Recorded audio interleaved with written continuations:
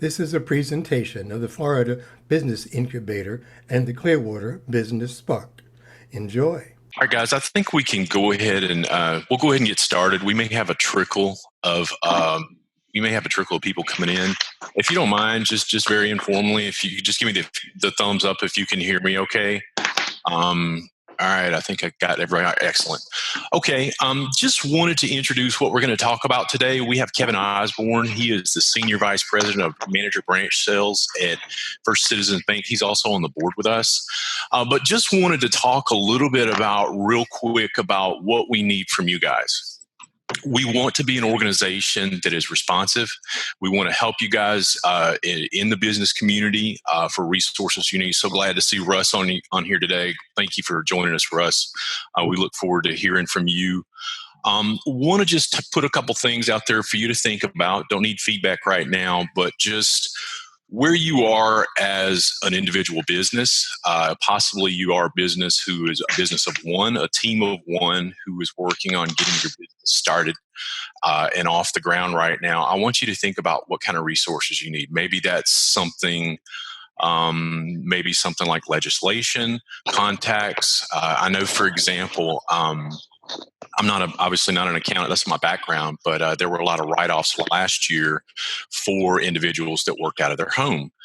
For the 2020 tax year, a lot of those write-offs have gone, are not in place. So just something to think about. We really want to be kind of like Danny Craig was talking about at the beginning of the meeting. We want to be responsive to our North Pinellas County business community in these times now. So just a little bit of something for you to think about. But I'm going to go ahead and, as I said, Kevin Osborne is going to talk about the current state of the small business environment. We've put time in today for Q&A.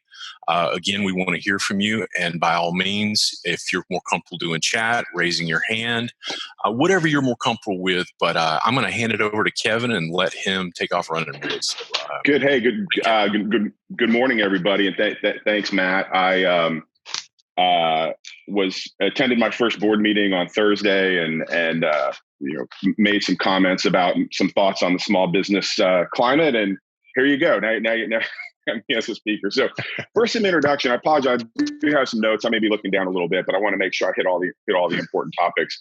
As Matt said, my name's Kevin Osborne. My current job is I am the manager of branch sales for First Citizens Bank here in the Tampa Bay area, and our bank specializes in business and commercial banking. We do retail banking too, but really, kind of our wheelhouse and what we do is business and commercial banking. I've been in the business for 24 years. I was with Nations Bank and Bank of America early in my career, and spent 12 years with SunTrust as in a number of different roles, including the city president here in Bradenton, where I live. I live down in North Manatee County, but always, throughout that career, working with small businesses and consumers to really help them meet their financial goals. And so I feel like I have enough of a background in this to be dangerous, and certainly would encourage any questions and discussions as we go, because it's really important, I think, for me and for the team here to really help you to grow your businesses.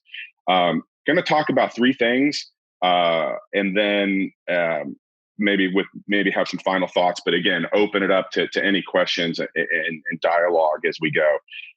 I want to start with as a sales leader, I manage our banking deposit operations, deposit growth, some lending activities here in the Tampa Bay area. And a message that I would share with this group that I've shared with my team multiple times as we've gone into this. We really are in an unprecedented climate. No one has really managed through anything like this before. There've been some similar things. We'll talk about a couple of those. I have a few examples. But I also believe this is an unprecedented opportunity for businesses of all sizes who plan well, who really navigate these turbulent waters to come out on the other side stronger, with more market share, more clients, and will help you as you move your businesses to that next level. This really is an unprecedented opportunity for small businesses if we look at it that way. And I don't in any way want to downplay or diminish any of the challenges that we're going to face, but I do think looking at it as an opportunity is important. First, some breaking news. As I was taking some notes right before the call started, I don't know if anybody gets updates on this, but just this morning, the Federal Reserve announced an additional $2.3 trillion dollar funding package, and a lot of details coming out on that. I think it said that it's going to be open for public comment until April 16th. So there is a lot more coming for individuals, families, small businesses, and large businesses. 6.6 new jobless claims this last week. So things are still very challenging out there for a lot of folks, and we'll just need to continue to watch that financial data to see what goes forward. But I am curious to read about this new Fed. What the Federal Reserve has just announced today. It says it's for households and small businesses. So we'll see. So that may be something we can talk about in the future. I wanted to give a couple updates on some of the emergency funding and relief options that are out there. This will be a quick review. I think I based on last week's agenda, I think some of these were topics that were discussed. So I don't want to go into them too deep unless there are specific questions, but these things continue to change and evolve. And they really kind of flow into the second thing I want to talk a little bit about, which is cash flow and how important that is to your business, really all the time, but especially now as we navigate this opportunity. The one that has gotten the most media attention and is certainly the most widely discussed right now is the payroll protection program, the PPP loans. I'm sure many of you have heard about that. You've read about it. It is a dynamite program that comes with a lot of loan forgiveness if those funds are used for payroll purposes and to keep people paid and employed. So it's a really good program. A couple of things on that though, and even with our team, we've had a lot of conversation about this. That's one of many programs. In many cases, it's the most attractive because it does come with forgiveness. But there are some challenges along the way with that too, in terms of having to work directly with the bank, providing payroll and some additional financial information, and really the funnel that those are having to run through is relatively narrow. As Matt and I talked, I think the thing that's important to understand is those are for businesses of 2 or more employees. So if you're out there as a solo entrepreneur or a solo an entrepreneur or a sole proprietor, and you don't have any employees, you don't have payroll, it's just you. That at least as my understanding of the most recent reading is not going to be something that's available to you. So we need to look at potential other things to help infuse that cash flow. I want to pause and just see if there's any, again, because PPP is such a hot topic and there is so much conversation. I would just pause to see if anyone has any questions. I'll do my best to answer, or maybe someone else in the group has an answer for. Sure, I'd be happy to talk to that a little bit, because we've been in the heat of this thing, kind of signing people up and getting people through that. Kevin, there actually is relief for people that are in that situation. A lot of it depends on how, if you were operating your business as a business and doing the things that you needed to do in a proper manner. In a lot of cases, you can't qualify for that program. Okay. The other thing I want to raise a question with is, if anybody is going through that, be highly wary and read your loan documentation before you sign it or sign anything for that. We've got clients that have already been approved for that program that will not sign the documents, because while they're talking that there is a lot of forgiveness that's in the bill, it's not in the loan documentation. at this point through some of the banks. I'm not saying that's the case for all of the banks. I'm just saying be careful what you sign, because if you sign something that doesn't have the forgiveness in it, the bank's not going to let you change that later on. So be wary. Those are the two big things that I think that we've seen really on the PPP program. So what kind of language should people be looking for in their loan docs? I can't tell you exactly what it is. What I'm saying is the loan docs that they got were just standard loan docs from, and this is one of the larger, big regional or national banks that this loan documentation came from. So that's why I'm saying it may just been that, everything's on autopilot for them, and their system, the way they set it up was to spit the documents out that were part of their normal SBA lending program. And so you just got to be careful. I don't know what it would be, but it's got to say something in there that refers back to to the CARES Act and to that language specifically from the CARES Act that says that there's going to be loan forgiveness, and ties that loan in some way, shape, or form to that legislation. So okay, so you haven't specifically seen one with that language in it yet? No. Okay, good to know. Thanks. Kevin, yes. The program that opens tomorrow, isn't that for kind of the solo one-man band type individuals?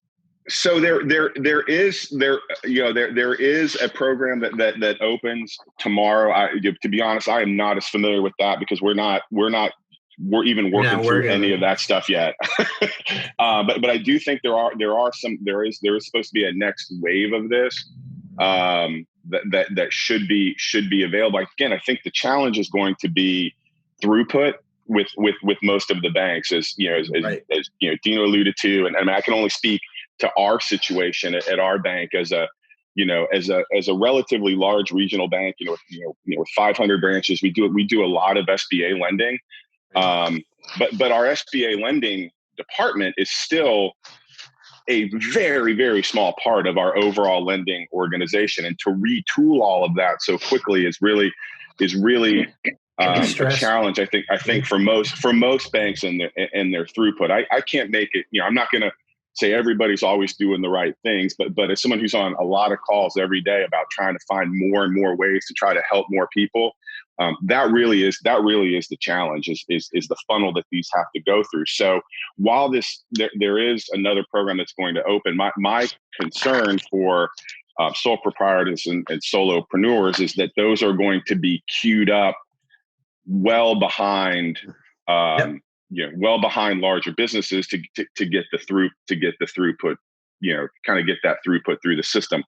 I would encourage everyone to talk to your banker at your bank. And it's one of the things I was going to kind of end with, but it does reinforce the importance of having a relationship with a banker somewhere, because when things are good, that's not it's really not as necessary, right? With everything and all their technology and tools, and but when things get difficult, it's really important to have a relationship with someone who knows your business, and can help kind of advocate for that within the organization the best as possible.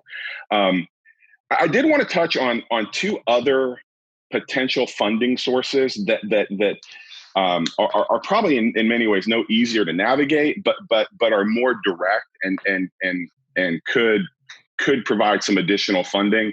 The first is the SBA Economic Injury Disaster Loan, and I'm not sure how many folks are aware of that or have experience with that, and I want to kind of give some thoughts on it, and again, certainly open it up for any other thoughts or feedback. And these are loans directly with the SBA. So there, if you go to sba.gov disaster assistance, you fill out the online application. It's a loan that can be used for fixed debts, payroll, accounts payable, other bills. The interest rate is 3.75 for small business and 2.75 for nonprofits. The first up to the first $10,000 of this loan is issued as an advance or a grant, and it doesn't have to be paid back. So really, this is another way to go go grab, work on getting some cash infused to your business. Long-term repayments, maximum of 30 years. The terms are case by case. Just trying to read through some of the notes here. The economic disaster loan advance is up to $10,000. According to the SBA, now I cannot validate this. I have not gotten any feedback that this is actually the case, but according to the most recent guidance from the SBA, funds will be made available within 3 days of a successful application. And again, the loan advance will not have to be repaid. So for smaller cash infusion, up to 10,000, I've looked at the website again yesterday and kind of clicked through the application. That is, again, another funding source, not getting as much attention because it's not as forgivable, say, as the PPP loan. But when cash is needed, it's a good source. So let me pause on that one and see if there's any experience, questions, or thoughts on anyone who's used or attempted that program. So I filed for the, what is it, EIDL or something like that? Yep. With the SBA, rider on the bottom, as it were, the SBA grant. I'm not sure it's a grant. It's not. It certainly says nothing on the website about whether or not the $10,000 has to be paid back or not. And I've heard people suggest, look at your paperwork when you get it. But I filed for that. I thought successfully late last week, like maybe last Thursday, and I haven't heard anything yet. No. I also did the unemployment. That was difficult to do from a technological perspective because their website just kept messing up. It did work at 11 o'clock at night. Right. Okay. And I had a question about that. I'm hoping you guys can hear. I put it to the group in chat, but as Paul said, and I see Britt also has been having the challenge with the Department of Economic Opportunity. Does Florida have a resolution? I mean, because I've been up at 3 a.m. trying it as well. It's been insane how much I get dumped off. And then the other thing is, as far as I've gotten, I guess you kind of save your answers along the way. There's questions there. I'm not sure how to even flip an answer because they're asking about income. And here I have a business that it pays its own bills, but I barely get to pay myself along the way. So they're asking, what my profits are. And there's all kinds of challenges. On the unemployment form, they ask you for your wages for last year. I took $10,000 total in wages. I was told you can include any distributions that you've taken from your company, or any other means by which money flowed to you. I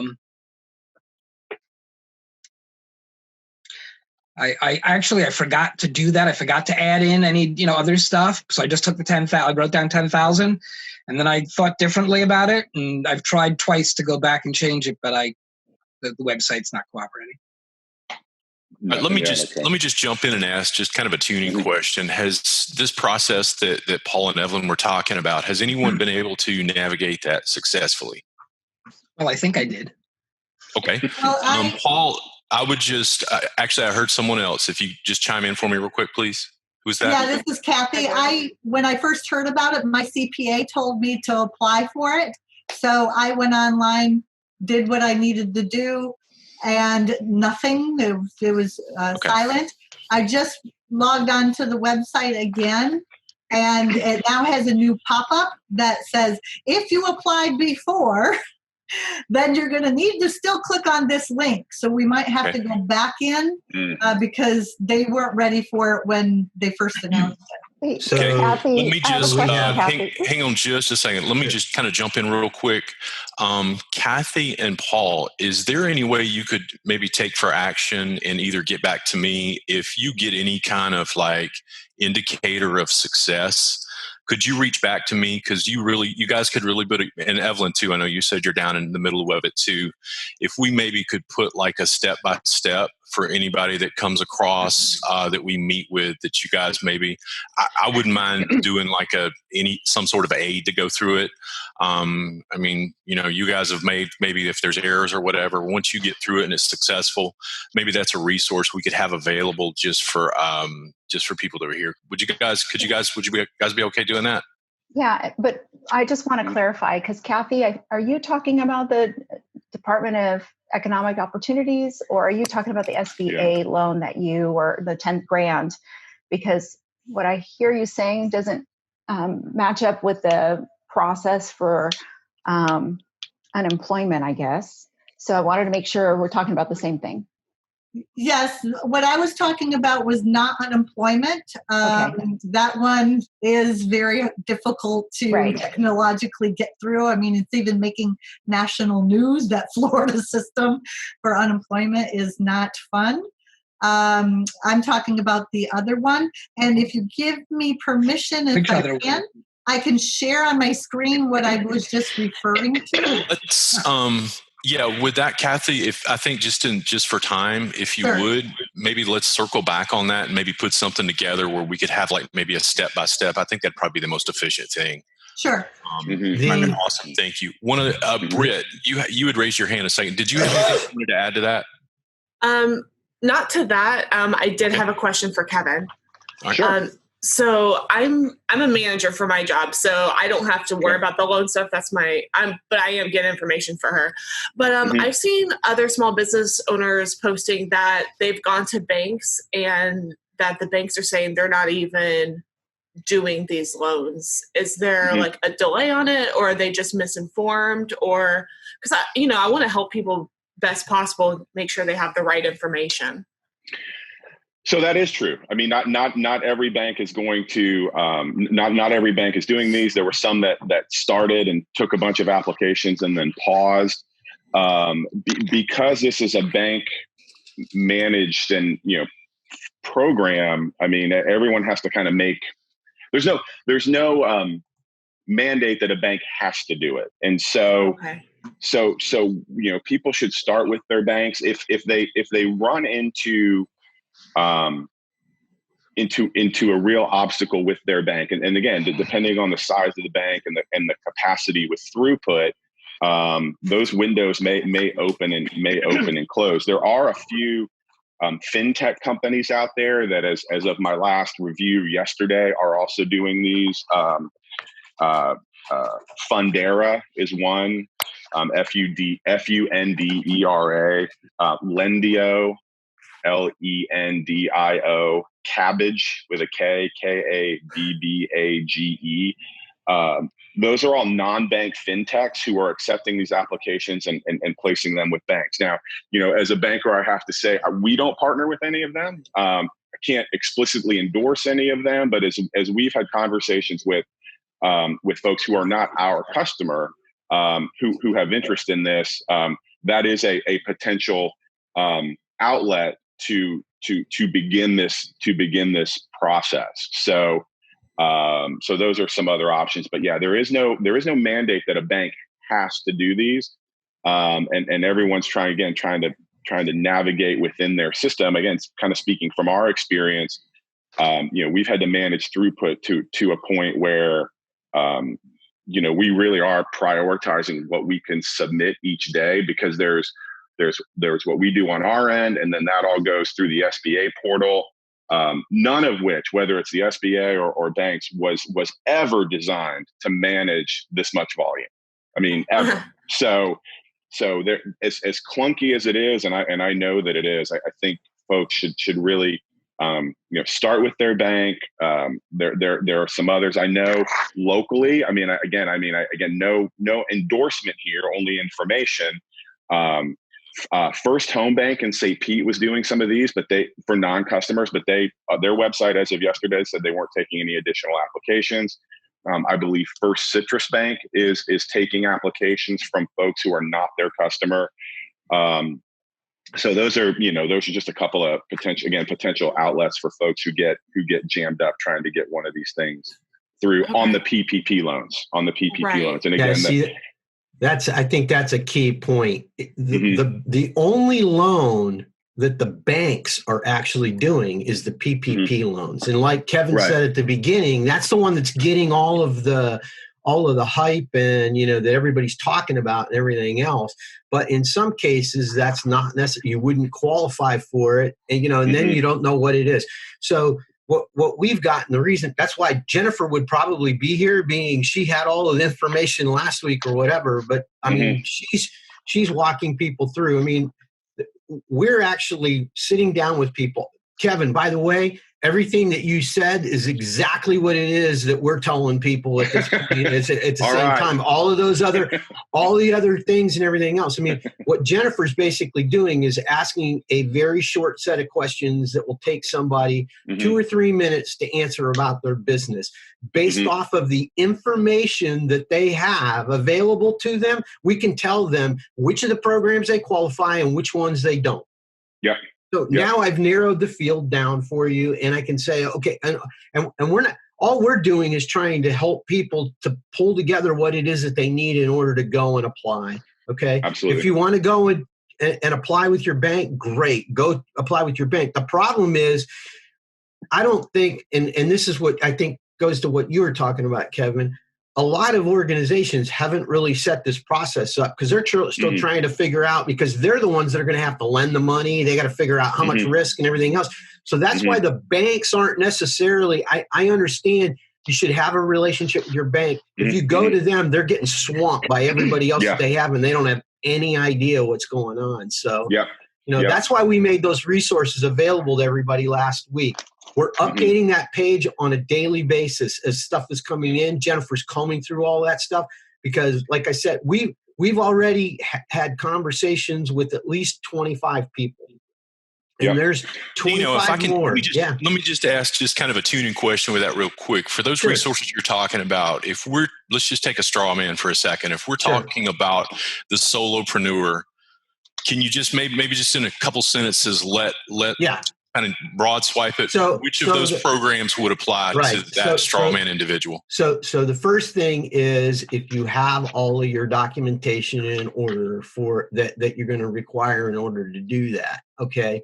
So in other words, if you're a solopreneur and you filed your tax return, okay, as a sole proprietor, in other words, you don't have a company entity that you've set up or anything like that you're filing a tax return for that, then you need to have your Schedule C, okay, and you need to have good documentation in terms of have kept accounting records and everything else, because you're going to have to submit all of that stuff as a part of your package, no matter what you apply for.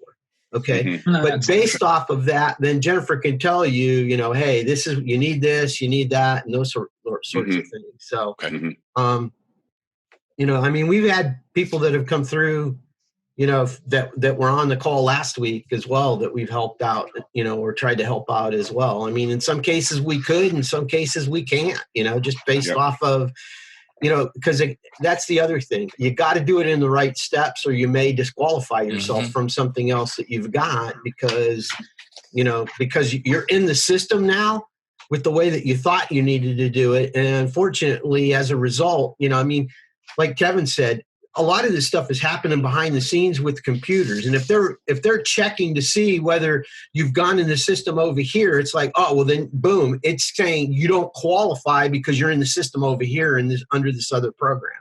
And that for the most part would be more along the lines. If you don't think of yourself as a business, which in a lot of cases, small business owners that are working as a solopreneur or as an independent contractor or whatever, aren't thinking of themselves as a business that way. Those people, in a lot of cases, may have jumped on the bandwagon and said, I'm going to put in for unemployment because they said I can put in for unemployment. Well, if you're in the unemployment system now, they're saying, oh, well, you're an employee. You're not really a business owner at that point because you don't have any legal documentation that documents you with the state as a legal entity.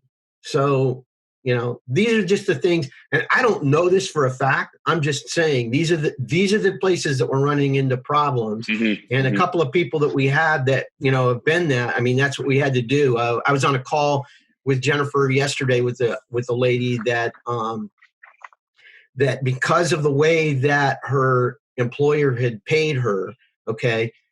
She was a 1099. Then they decided to pay her as a W-2, and she has W-2 wages. She doesn't qualify for the PPP program. She doesn't have enough to really go for an EIDL. So, Jennifer brought up the Fundra and some of the other, fintech organizations that she can apply for, but those aren't going to have the same kind of interest rates that you've got, on a government secured loan, like the SBA loans. So looks like Paul's got a question. So last week, after Jennifer spoke, I scheduled an appointment with her.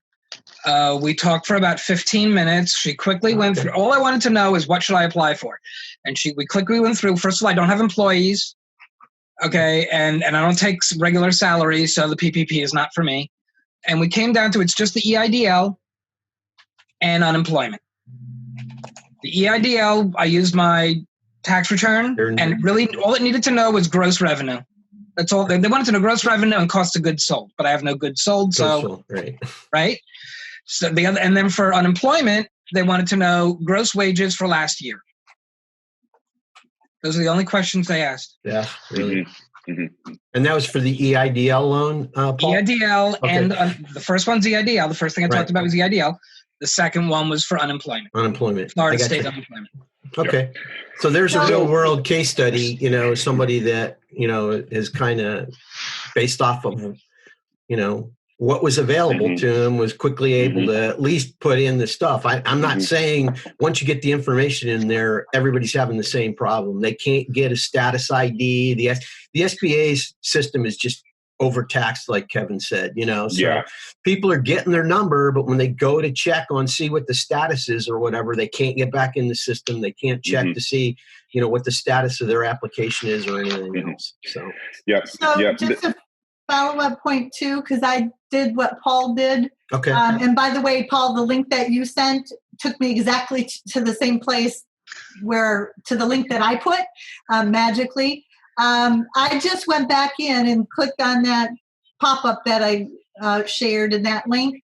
And what I'm noticing, it added one more radio button to say if you're eligible. That wasn't there in my recollection before, because the first one says, choose one. Applicant is a business with not more than 500 employees. So the first time when I read through them all, that's the one I picked. But now I'm noticing the second one says, applicant is an individual who operates under a sole proprietorship with or without employees or as an independent contractor. That radio button option was not there the first time that I went through it. So I might have to go back through, because I thought since I already put all my information in, it would ask me, hey, well, who are you and stuff like that. I don't think they had a tracking system, so it looks like I might have to reapply. Yeah, and that's the case. That's the case. If you applied back before all this was, people are having to reapply that were before the act, before they enacted the CARES Act. So jump in, Evelyn. Go ahead. Well, because what Kathy just pointed out, when I applied last week after our meeting, because I did go there and look at it, that radio button was there last week. Okay. I did it before that. Yes, of course. But then my next question is, here I applied. I've heard nothing. I did get like a reference number. Is there a way to follow up and see? Everybody's shaking their head. No. Well, there's supposed to be a place where you can go and you can check on it, but that page does not seem to be working. That's what everybody's getting, getting the runaround on. Including our clients are getting the same thing. So, I think someone in a meeting yesterday was asked the speaker was asked if he knew of anybody who's been paid. The answer was no. Right. Not through the EIDL loan. Right. We don't have anybody. The documentation that's basically come back to us at this point, that what was funded was a PPP loan, okay? And that was bank documentation because it went through the bank, okay? All the other loans are all going through the SBA and the state and, the government agencies, so. Right. And that's real the other. Quick, let me just jump in real quick. Carl, Carl Schrader, would you mind just talking about the quick file for the $1,200 just to make sure we got a good broadcast? I saw you put that in chat. I think that may be pertinent. If you just kind of cap that off real quick. Thanks. Sure. A couple things. The IRS has if you need to do a quick file, there's a free file site at the IRS. It doesn't ask anything. Just you kind of put in your bank account number, routing number, bank name. There's a link I put on the chat for that. If anyone has any trouble with that, or you don't want to go that way, just contact me. I'll put my contact information in there. I can do economic impact check and a filing for free. And then when you get all your stuff together, you can get you can do your taxes whenever or however you want to do it. But just contact me. I'll do it for free, just so that everybody gets their $1,200 and they're in the system. So the IRS is coming out with a web portal so that you can just put your bank account number and everything else. But the EIP program lets you put your dependents, so you can get up to the $500, and if you're married, another $1,200 for your spouse. Cool. Excellent. Thank you, Carl. Yeah. Just so I understand, Carl, what you posted here, this is to file your tax return so that you could be in the pool for the stimulus. Yes, the IRS is encouraging people to do their own taxes. I mean, they try to make everything simple, but then they exploded it again this past year. It worked for 1 year, but that's a free file site because they want people to do. You kind of want this, if you're an individual, they want you to do your own taxes. If this is something that you don't want to do, or you don't want to go to that site, I'll put my contact information on it. Call me. We can do this over the phone. It's pretty easy. Got to ask you some questions. No obligation, no nothing. Just want to make sure that you get your money and you're covered. So everybody on here who's already filed their 2019 tax return, they're in they're going to get the stimulus. Yes, they'll get the stimulus as long as I got some dinosaurs that I want to do paper return. I don't want to give the IRS my bank account information. Okay, you're going to get put at the back of the line. But I was on a Zoom meeting with a representative from Congressman Chris' office, and I'm supposed to get the inside track of when the IRS is going to have that portal available so that you can just put your bank information, routing information, and account number so that they have that, so that you get a direct deposit of your stimulus check. So when I filed my tax return, which I did with my accountant, I owed $0, so there was no bank information. Now what? Now you're in the deep doo-doo. So you got to wait for the web portal to come up for the IRS. Then you can go on their site and put in your bank information, or else you're going to get a paper check. Yes, I'm not holding my breath to get anything from the government. You'll see me out at the highway entrance with a tin can. No, I'm kidding.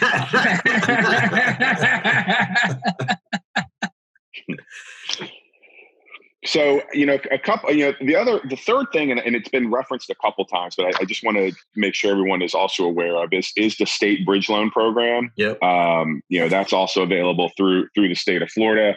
Again, as of last reading, that's qualified small business applicants between 2 and 100 employees. It's no interest for the first year, 12% after that. So, I mean, it's a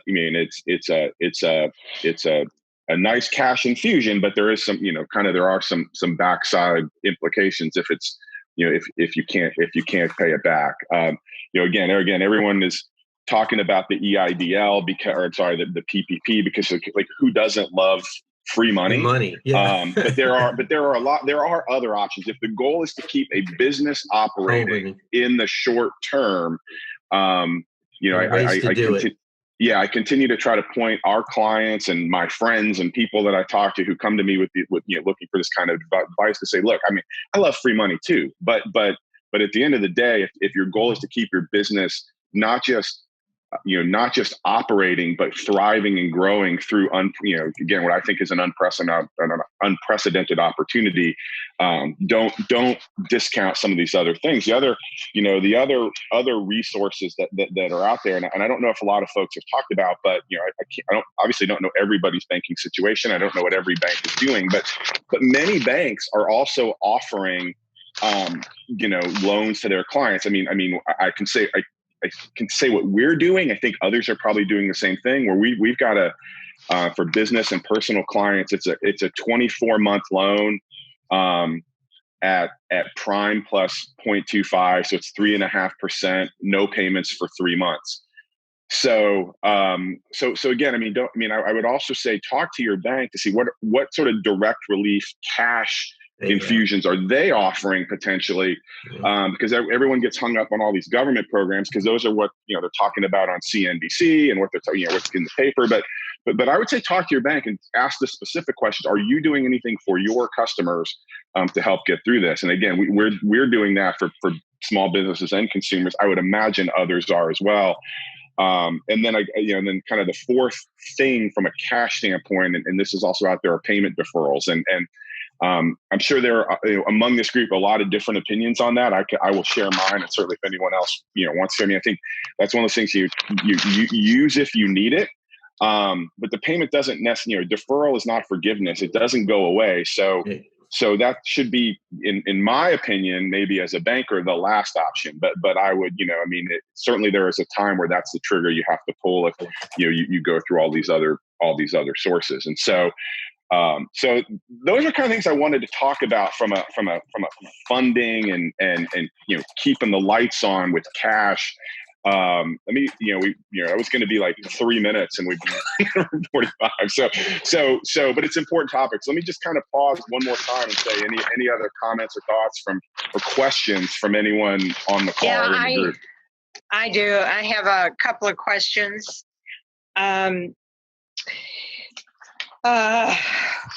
First of all, the PPP, you have to, for the solopreneur, you have to have 1099s. What about in my situation where the client just paid me directly by check? I didn't get a 1099. I didn't get a payroll check. I just was paid directly by the session. So that's one question. Mm-hmm.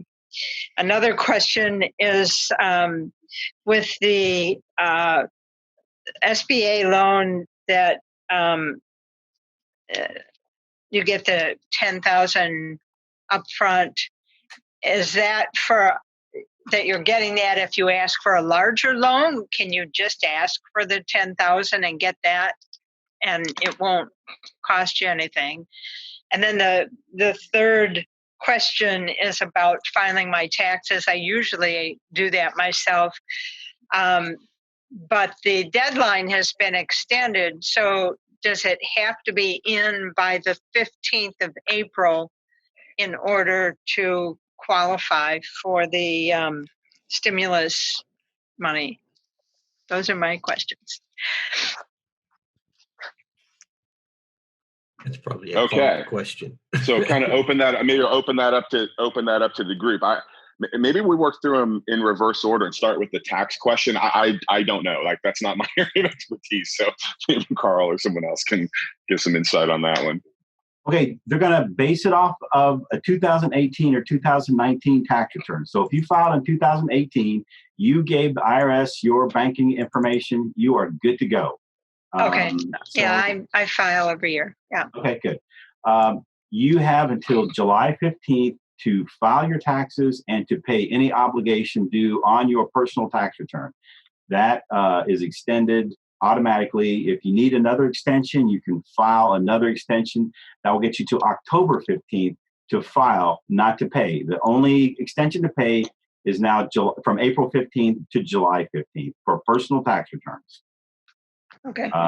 I guess the stuff with the 941s, if you have payroll, that seems to be spreading out to 2021, 2022. I got to go back into class to find that out. You have to file your 941, and the state, I've seen no forgiveness with the RT6 on payroll forms. So the 941s, you have to file those, but you have until either 2021 or 2022. Don't quote me on this. I'm like in the woods on trying to figure out where the source is for the 941 payroll if you need an extension to do your payroll taxes. So, but the personal taxes, 1040, and the brand new form where they made it complicated this year, the 1040 senior return for anybody over 65, you have until July 15th to file that return and to pay any obligation due. If you need longer than that, you can go to October 15th, but you have to file an extension. Is that clear as mud or what? I think I got it. Yeah. Thanks. So on the SBA question on the $10,000, I actually went and just looked at the website again real quick. I know there's some folks online who said they have applied for those. I don't know exactly how it determines your amount. So I mean, if anyone who actually has had experience with that, do you select the amount that you're looking for? Or is there a formula that calculates that for you? I'll go first. In my experience, it was very basic, 3 or 4 initial questions. I haven't submitted any documentation. I haven't done anything. I haven't received an email. So it's just like I put in some initial stuff to see if I'm eligible, and it's silent chirps. Right. Okay.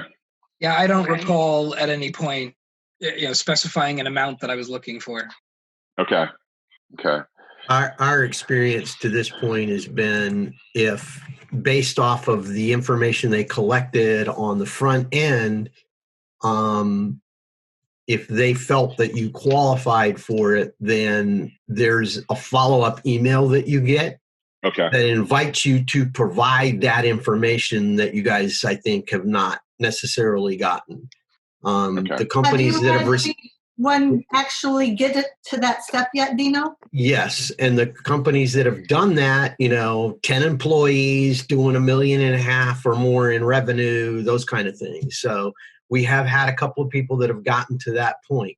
Then once they put, but they had the same issue. They put everything in and it's like, now what? And they're experiencing the same thing. They just got to the second point in the process, which was they said, okay, this is a company, they would qualify for that grant amount, we believe. And so we need more documentation in order to, send to underwriting and underwrite the loan like they would underwrite a normal SBA loan. So. Okay. That's probably also, I think until we get a few more of these through the system, we really are kind of just poking our way through it. On the direct payment question for PPP, I will share, a qualified answer based on the conversations we've had within our organization, though I don't know this to be the case for all, which is, I don't believe if it's a direct payment that can't be somehow validated on a tax document or financial statement, that would qualify. And I think that's the risk with that type of doing business. My wife helps with someone who does business that way, and I think that's going to be a challenge. And I hate to say that, but I do think it is going to be a challenge with some of these programs. That's the same advice that Jennifer has given, on all the calls that I've been on, that she's been basically consulting with people. Any of these programs, what they're doing is, the reason they're asking for that information is in order to reduce the amount of fraud that they're going to have on that, they have to have validated sources that they can go, that they said somebody committed and said, yes, this is in fact the way that it is. That's why they're asking for 1099s and stuff like that, because it wasn't you saying it.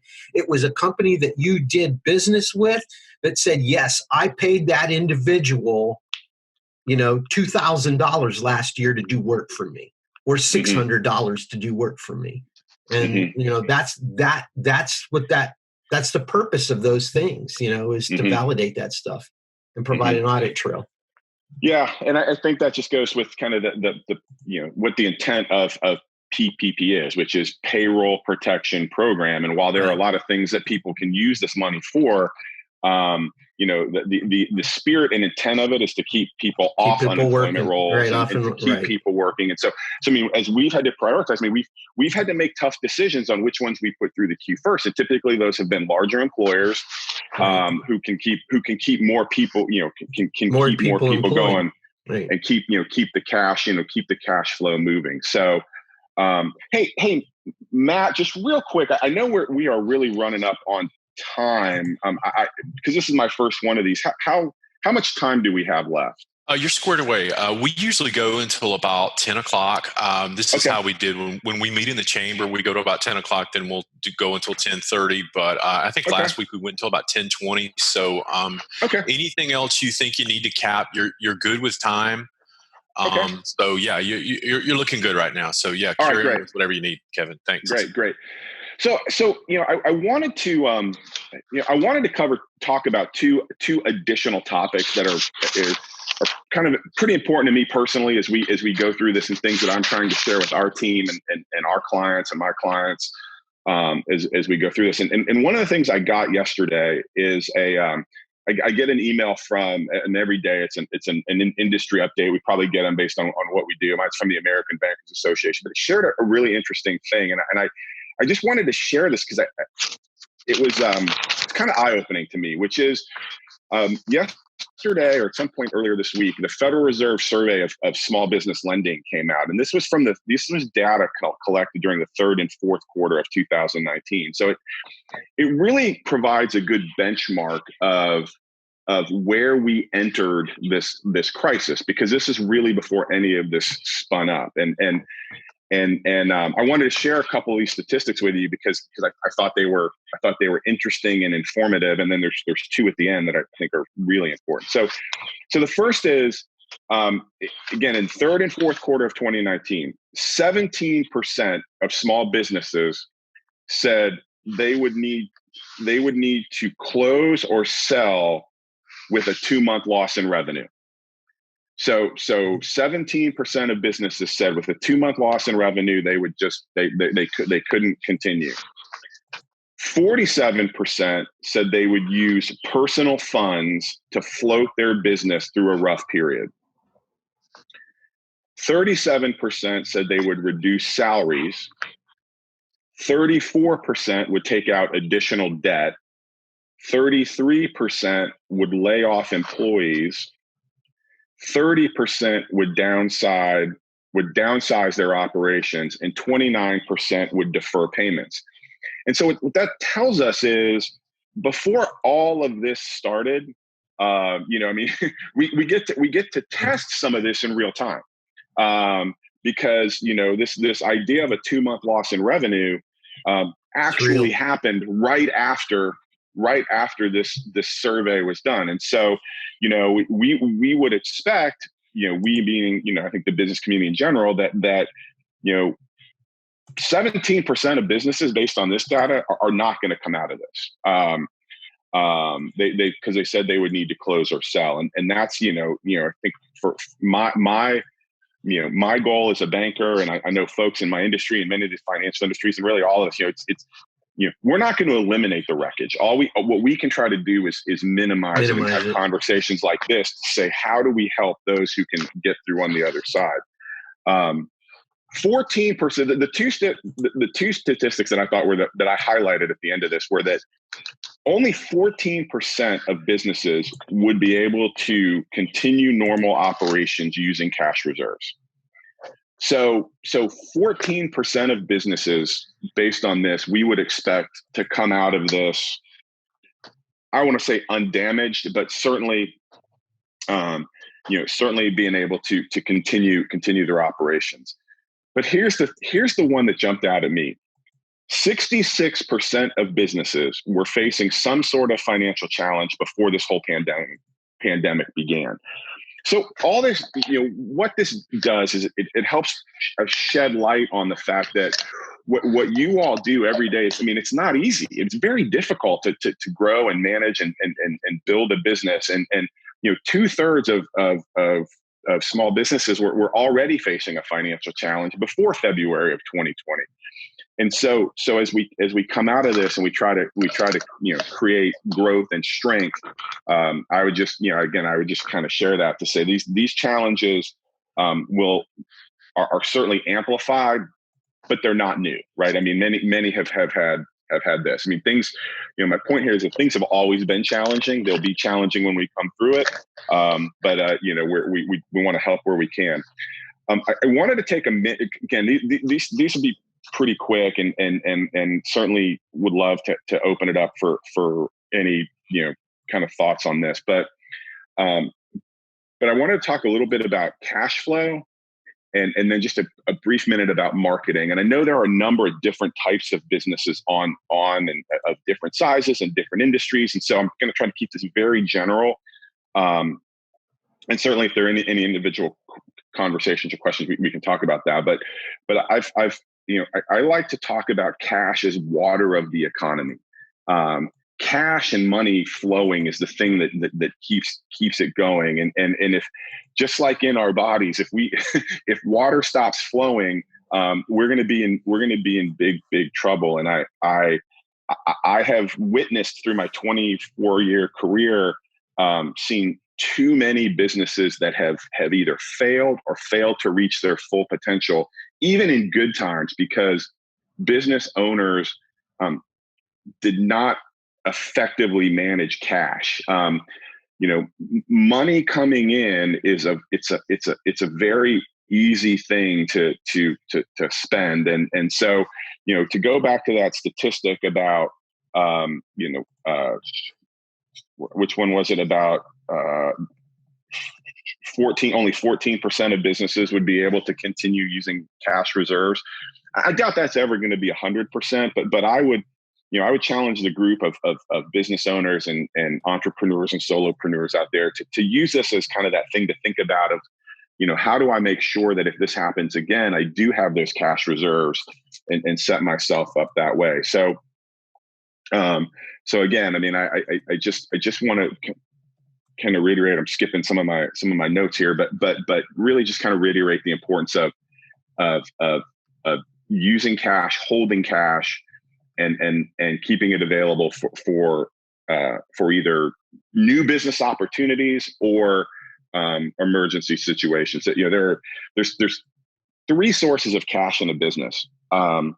There's sales. Evan, do you mind if I jump in real quick? Yeah, I think one of the things you're talking about right here, I just want to maybe tune into the conversation you and I had earlier in the week when you said it a lot better than I probably could. I'd take 5 minutes. You could probably say it in 30 seconds and really put it out there. But the thing you were talking about is, if you could, I'm just going to say it as succinctly as I can, is you talked about this whole thing of managing cash flow and marketing under the guise of innovation and looking for the opportunity and how this environment and what opportunities are out there for small business in this environment and our ability to flex. So I just want to throw that in there. And then just the way you were talking about it when you and I were chatting earlier in the week was great. So let me just inject that in there and I'll jump back on this. And I'll comment too. I mean, Kevin, I amen. I mean, if we go back 2 weeks ago, with what it was that I talked about, I mean, that was exactly what I was trying to tell everybody at the beginning. It was like, if all you're doing is going out to figure out what money can I get to kick the can down the road. If you had all of the problems that you had before, you're not listening to what your customer and your market is really saying that you need. All you've done is you've delayed the inevitable. You're going to go out of business. The market is not going to be the same as it was when we went into this thing. And so if you're expecting to come out of this and do business the same way that you did on the backside, sorry, the parade has moved 10 miles down the road from you. So Right. Kevin, back to you, like you were talking about it. Thank you for that, Dino.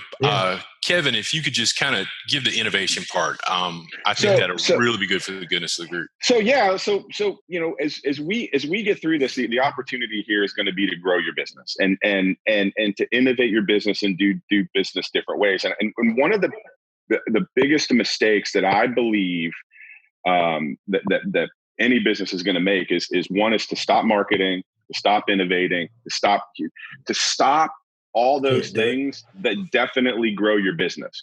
Right now is the time that we need to double down, and it's a tough message sometimes because there's so much uncertainty in the world, so much difficulty in the world. But your customers need to hear from you now more than ever. Even if it's just touching in, and I was thinking about this as Matt and I were talking a little bit about was, if you think about many of us who were in business and during the Great Recession days of 2008, 2010, I was thinking about this, and I went and I did a little bit of research, and here are the companies. Here's some of the companies that were founded during that time, and they're part of what we do every day: Square, Pinterest, Uber, Instagram, Groupon, and Venmo. Now, you may not use all of those, but you've probably heard of all of those. And again, while those are primarily, technology companies that had, they had a lot of startup capital. I mean, it's a different environment than what many of us are dealing with. I use that as an example to say, now is not the time to retrench. And I contrast that with things I've seen during my career, kind of on the other hand, where disruptive events can become can be an excuse or a crutch for failure or underperformance that was already happening. I think about, the Great Recession, 9/11, or more localized things like the Deepwater Horizon oil spill. And when Hurricane Charlotte, at the time I covered Port Charlotte, Hurricane Charlie, ripped through Port Charlotte and Punta Gorda. We lost, just devastating down there, devastating. But how long after that, I was having conversations with people who were talking about why they were struggling as a result of those events that had long been in the rearview mirror, and so many had come out of strong. So really, I think for the business owner, for the entrepreneur, for someone who's trying to not just to grow a job, but to grow a business, these are the things you really need to think about. Where do you want to end on the backside of this? Is it going to be stronger, more innovative, with more customers? Because this is a great market share opportunity for you, right? To find more customers, to get more customers, to talk to more people. Or will you be the person in 2024 who is still talking about this as the reason why you weren't able to get to where you wanted to go? And I really ask you to reflect on that, because I've seen both sides of it over the years, and I want to do anything I can do with this group and with any one individual who wants to have those conversations. So, how do you find those new opportunities? How do you innovate? The first thing is to continue, whatever your business is, and we have all kinds of different businesses here, from very service oriented to sales oriented to product oriented. But regardless of the business, you won't make money unless people are willing to pay you for something, right? That's what a business is. Somebody is willing to pay you for a good or a service. And that's what your business is. And so you have customers, whether they're clients, whether they're patients, whether they're customers, whether they're, we have a lot of different words for them. I just say customers, but you have people who are willing to pay you for something. We've got to make sure that we can communicate with them, and we can't afford to lose not one of them during this. And then what we have to do is continue to grow and have a presence. And so this is probably a whole different topic for a whole different day, but continuing to use social media, have a presence on multiple platforms, even if you're not comfortable with it and you've never done it. I've got a 20-year-old and a 15-year-old at home, and I'm asking them for advice on how to do these things. But continuing to use social media to talk about what it is and what you do, and do that more now than you've ever done. Email is another kind of I don't even want to say innovative, because email is email, but whether it's you sending emails directly, or there are a number of email subscription services out there that you can use to communicate with your customers. I just can't overstress how important I believe that is to do that talking. And then to have a goal, right? And what I think your goal should be, it's what my goal is for our business, is to have more customers and greater market share when this ends. And there are a number of ways to do that. And however you define that for your business, however you define customers and market share, but to end this stronger than when we came in, and to go back to my early comments of this really is an opportunity. But however it is you market, grow that exponentially. I mean, not just on a magnitude of I'm going to send one or two emails. I will just kind of, as an example, we have some things internally here that we can use, but I send 200 emails a day. That's my goal every morning. It's on my to-do list every day. Send 200 emails, whether it's introductions, whether it's follow-up, and to try to make sure that folks know that me and my team are here ready to help, that our bank stands by ready to help, because I know that my competitors are going to have missteps along the way. And when they have those missteps along the way, I want to be the next option. And again, I would, kind of share that with everyone in whatever your business is how do you do that? Because that's how we're going to grow. I think that, I heard something today about businesses down spending their TV ad revenue. I think that's a mistake. I think now is the time to be out there going. So, so that's, those are my thoughts. A couple of closing thoughts, and some of these I didn't get into in as much detail, but I'm gonna share them all. I'm gonna share them all, and I'll turn it back to Matt. The first is, and this is a banker's approach, and I know that there are others who I know have different opinions on this. So I can only speak from this is banker advice, not accountant advice. Though I think many accountants would agree with me. Pay your taxes. You're never going to get a loan if you don't show revenue. Nobody wants to do that. I know a lot of solopreneurs and entrepreneurs really try to minimize that, and it is a balance. But to infuse your business for growth, at some point you're going to need debt, and if you need debt, if you need a loan, and you can't prove to someone, a bank, any bank, that you are actually making money, regardless of how much they believe. I've talked to so many of our clients who said, but Kevin, look, I write all this up. I'm making money. I know you're making money, but I have to be able to prove that you're making money to justify a loan. So pay your taxes, find that right balance, but set yourself up to borrow when you need it, because these easy programs aren't going to be around forever.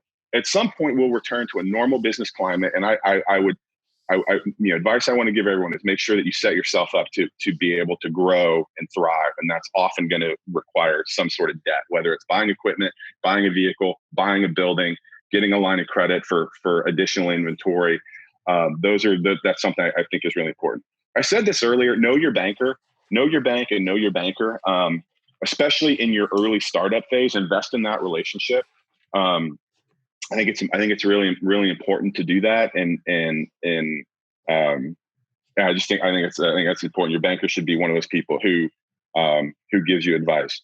I said this earlier, but I one of the things I like to talk about is I say cash isn't king, cash is water. And you've got to keep that water flowing. You've got to keep money moving through your business, just like in my,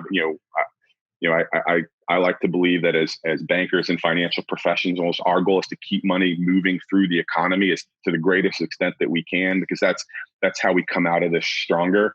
And then the last thing is, I would just say, keep hustling, keep marketing, keep selling, don't look at this not as this is a terrible situation for the world and our nation and our locally, but as a business owner, this is really a great opportunity for you to work even harder, to dig in even more, to continue to hustle, because these events clear the field of weaker competitors.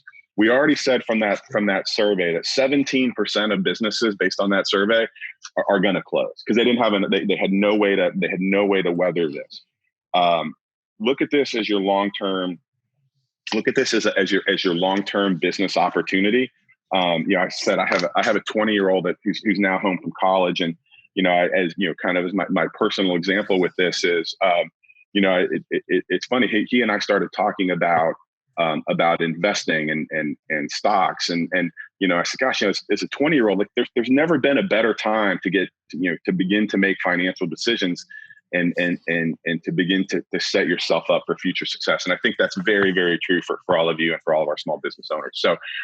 So Matt, that's what I had. Okay. Certainly any questions? I know I went through some of that stuff at the end fast, but thank you for having me, and look forward to working with this group on many things going forward. So I appreciate the time.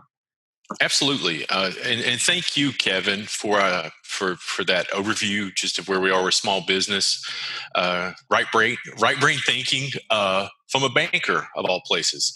So that was really good. I just want to open it up to the floor real quick. Just a couple things I'll just kind of throw out in the middle. possible topics as we go forward. Russ, thank you for your suggestion that you sent me on private a little bit ago. Just want to open up the floor. Any questions that we have, any big issues, and after that, we will seg over to Dr. Broom, our chairman, who will have a few closing words. So just want to open that up. Jump in. Just, I would like to know Kevin's contact information if I missed it somewhere. How to reach him. And by the way, loved your passion and information. Spot on. So the best way to reach me is at this point probably via email. Like all of us, I'm working from home. It's Kevin KEVIN .Osborne OSBORNE at First Citizens, spelled out firstcitizens.com. So FIRST or First? FIRST Citizens. I'm not going to try to spell it because I get it wrong. It's Kevin, I can put that out there on our group That'd page. be great. You're okay That'd with be great. that? Yeah, it's fine. That's fine. So Kathy, I'll take care of that for you. I got you. Great. Awesome. What else we got? Matt, if you want to give me your phone number, I can call you later about the thing you wanted us to get back to you about. Sure. I dropped it on chat for you, Paul, but I'll make sure to reach out to you. Okay, fine. Yes, sir.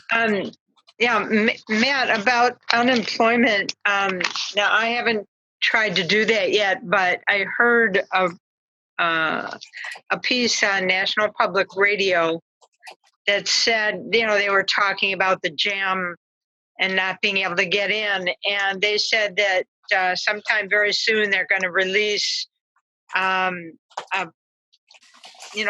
paper an application that's printable, that you can download probably from their site. You can probably get it other places too. And that might be the best way to try to get your application in, is to fill out this paper and send it in if you can't get through the online or phone system. Okay, now, Joan. I don't know if that's valid, but I heard that on NPR. Okay, let me just a quick question. Do you have where that actual procedure? I don't know if it's a step process. Do you know where that would be located? I have the link to the application itself. Oh, good. Okay. And Joan, would that link that you're talking about be in that place? I don't know. They just said, because while this guy was being interviewed, he was asked, where will we get the form? And he indicated that when it was ready, it would be posted on their website from unemployment. And but he was not real clear about that. And he thought it was going to be ready this week, but I bumped into it online, and I've actually printed copies because I've been so frustrated by the process, getting dumped 30, 40 times a day. I've just, been going forever. And there was another part of that remark, Joan, that I wanted to speak to, and I've forgotten the other piece to what you said, but I'm going to see if I can find that link again in my history for the application. And Britt posted on the chat here a link to an article regarding the new website that they're putting up to file that paperwork. So it looks like they may have launched that. I haven't followed the link yet to look, but it is on the chat. I was chatting with Michael Broom a little bit on the side here, considering the newsletter I'm trying to put all these links into so that you have quick access to them. If you're not getting the newsletter, let me know or sign up for it on our website. But I'd like to, I think, maybe do a page where I just list all this, or send you over to Dino, because Dino's site also has a lot of really good resources. Yeah, good point on that too. Thank you, Evelyn. Back to when we were initially talking on the call, Kathy and Paul, just let that keep that in mind as you may loop back with us with any kind of information that we can put out for everybody. I think the links are great, but I just kind of think of maybe is if we're sending someone to a link, if there's a procedure or a specific way to kind of navigate through it, I think that'll help us out too. And if that's a resource we can put out on the page, we'd by all means do that too. So I just ask both of you to keep that in mind as well. So thank you. Mm-hmm. What else we got? I think that about rounds us out. I have a question for Kevin. Kevin, my situation is that we are looking actually to buy a business in this craziness of time. And so my question to you is, what are the top things that we should be looking for in a business? And if the business that we bought has taken out any of these stimulus packages, will that follow the business or will that follow the owners in the business? Is he still on? Ooh, good so question. The second part of your question. Good questions, Renee. I mean, I will preface this with anything I say after this is a 100% guess. Okay. So that is not. I like your style. I like your style, Kevin. There is not. I have not read or do I know of any conversation that has anyone's thought that far ahead. I mean, certainly nothing that we've seen or read. So I would guess it will follow the business, but that is a guess, and so I say that very qualified and very cautiously, but that would be just my guess and my opinion. What type of businesses to be looking for to buy? Man, what a great question. And it's funny. I referenced my son earlier, and him and I were talking about this and thinking about this too, because he's got this entrepreneurial vein now that he wants to do some things. And I would say, to think about the businesses who are going to come through this. And again, this is a little bit of Kevin Osborne personal opinion too. So I'll just share it that we're going to exit this with a world that looks and operates different than it did 2 months ago. And I use this example of we started here, we've moved to here. We're going to snap back, but it won't be all the way. There are going to be some things that, behavioral changes that are permanent. And as a banker, I think of things like, mobile deposit and things that we've been trying to get people to do for years. And now they have to do.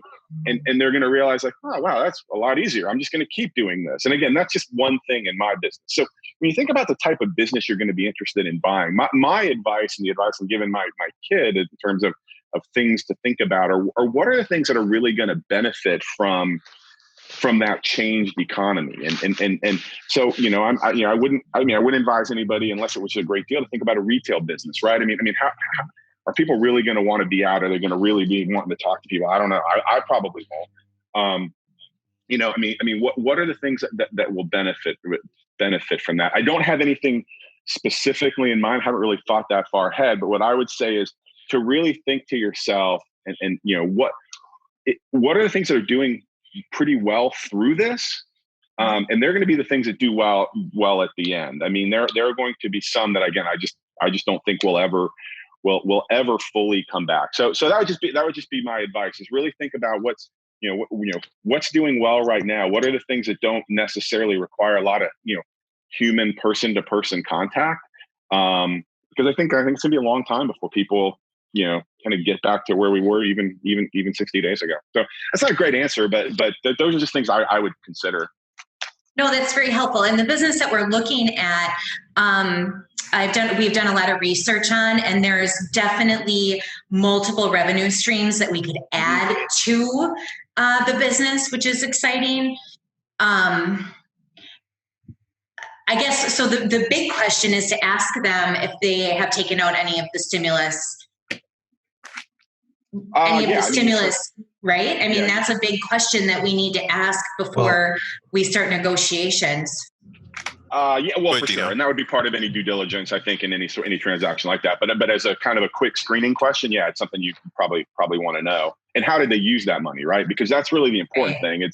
It's whether they took it out. But I mean, if they used it for all the right purposes, especially with PPP, then, it can ultimately be a good thing and a wash. But if they took all that money out, didn't use it for the right purposes, and it's not forgivable, then, the business is still saddled with that debt. And it's pretty cheap debt, even at that point. So it's not, it wouldn't automatically be the thing that says, oh, I'm just not going to do this because again, I mean, from, as far as, debt to fund a business, even if it doesn't get forgiven, it's still, again, it's still relatively inexpensive, for to use for other purposes. So good screening question. Wouldn't use it as like the only criteria though. Okay. And then another question that I had that I thought you answered, but I just want to retouch on it real quick, is what are these stimulus packages, doing for the businesses that are considered non-essential and have been forced to close? I hear a lot, what I'm hearing, this might not be what the intention is, but what I'm hearing is that a lot of these stimulus packages are to keep people employed. Well, what about those businesses that are being forced to close that are non-essential? What's being done for those businesses? Are these packages helping them in any way? So that's a great question. And it's been a big topic on calls that I've been on with different chambers and even internally. And I guess what I have to say, there's not a great answer for that at this point. And if anyone else has a thought, I'd love to hear it. I mean, I heard someone on a state call who owned a sports bar, and I think it was somewhere down in South Florida and Orlando maybe, said, what, like I own a sports bar, like I'm closed, like I could take this up and pay people to not do anything. And to be candid, I mean, this was a call with the SBA administrator and somebody from the state, and there's not good answers to that at this point. So I think that's one of the things that to be very cautious about taking on some of these things, because if you remembering that the point is not to just be a big cash grab, it's to keep people getting paid, and if we if you don't have if you can't keep somebody paid and there's not work for them to do, then it's probably not the best approach with PPP. I think that's important. We've something we've run into, and it's kind of tangent to your question, but I've seen some things come through where some of our clients have said, hey, I want to apply for this, but I want to delay funding. Like I don't, my account tells me not to get the cash until I need it. And we just can't do that. Like we have to fund these within 5 days. So if you don't need the money, don't apply, because there are others that do. And unfortunately, we've seen a little bit of a crowd effect where, everybody wants to jump in, and it is, I think, keeping those who really need the money and can employ it the right way. That's why banks are having such a hard time trying to manage their queues. It's and why we've spent a lot of time up front trying to make sure we prioritize things the right way. So anyway, kind of a long rambling answer, but yeah, there's not a great answer if there's not work for someone to do. Let me just jump in real quick. We're coming up at the end of our time. I know Dino wanted to kind of cap this point, but Renee, that was a great question on non-essential government aid right now. That is a very Florida business question if you think about us in comparison to other states. So I'm going to let me just hand it over to Dino real quick, and we'll get his response, and then we're going to kind of land the plane, and then I want to have Dr. Broom, our chairman, just talk us out. So Dino, all yours. Sure. And Matt, by the way, Scott Anthony just posted a link here, and he may have a remark real quick, and we haven't heard from him. So. Yeah, excellent. Thank you. Thank you for that, Scott. Dino, over to you real quick, and then Scott, if you have anything you want to jump in after that, we'll take it. So first thing is that I don't know this for a fact, but I'm a strategic thinker, and I always am trying to ask, why would somebody do this? And so when I looked at what it was that the government was doing in these programs and the way they were trying to get them set up and everything else, obviously we got to still work out all the details of how it's going to work and everything else. But this is what I saw based off of what I began to read from everything else. Okay. We're experiencing it right now, today in Florida. Okay. The unemployment system is just saturated, and no one is getting anything as a result of the problems that were created. Okay. The government provided these programs because if they could reach out to small businesses and to business owners that would use these monies to pay their employees to stay on, what would the employees not have to do? File for unemployment and clog the system the way that it is. Okay.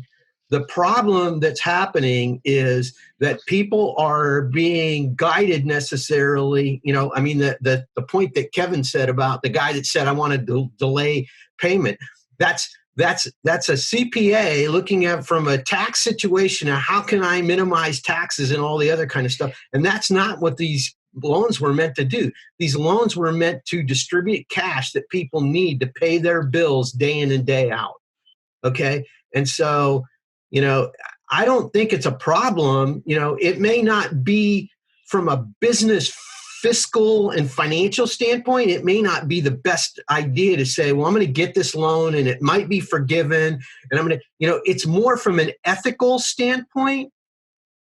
I want to do what I can do to help my community. And so I'm going to take this chance to keep these people employed because they're important to me, and they're going to be important for the stuff that Kevin was talking about too.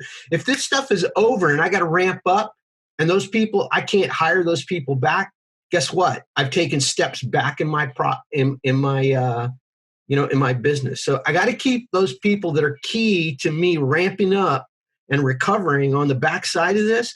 And these are loans that are available and funds that are available to help me to do that.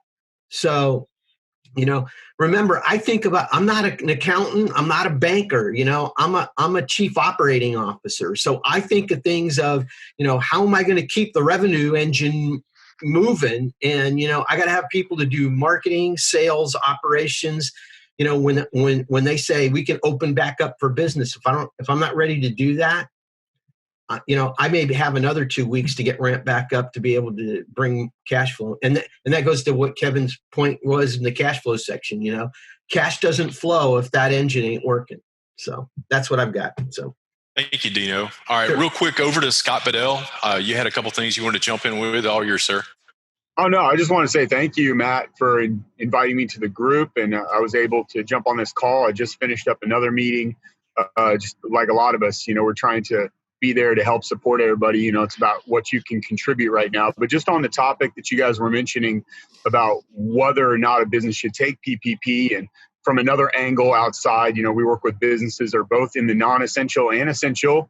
You've got restaurateurs and hotels are taking different approaches than landscapers and trade services right now that are still on the hashtag essential, which I dropped the link in there if you guys want to see that, because our focus has definitely moved towards, hey, for those that are still working for business services, that's a great opportunity to come alongside them and say, hey, how can we help you manage your growth?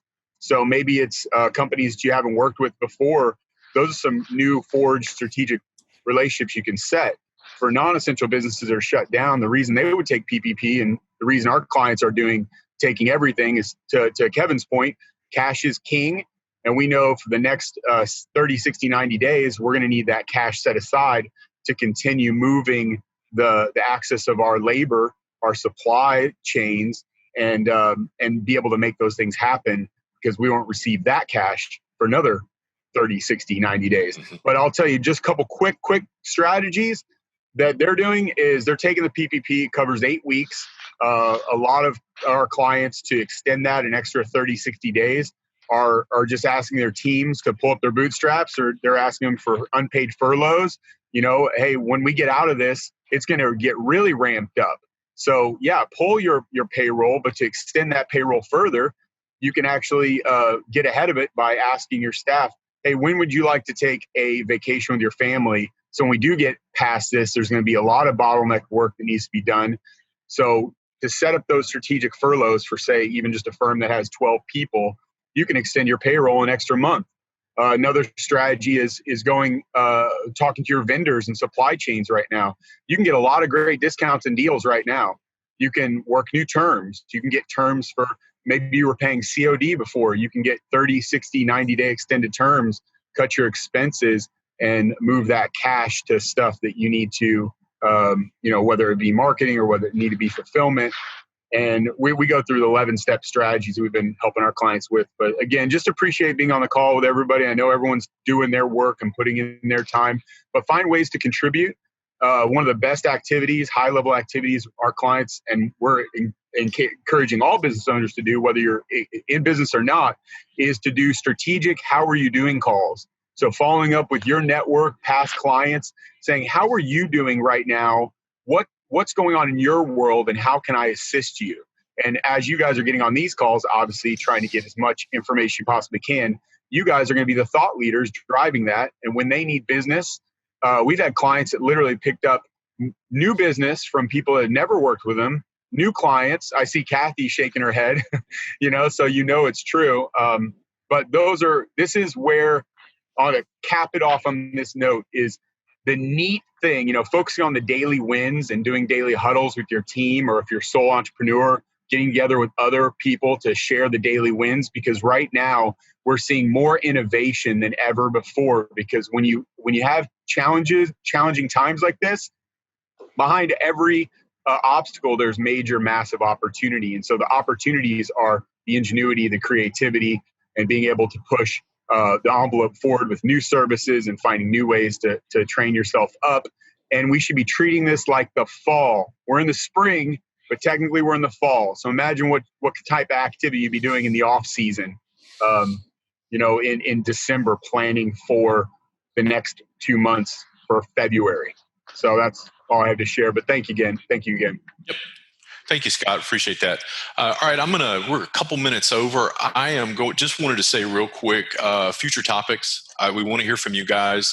We thank you for being here. I'm going to hand it over to Dr. Broom now, and he will close us out. Thank you all for being here today. Thanks, Matt. Kathy, you were dying to say something. What was that?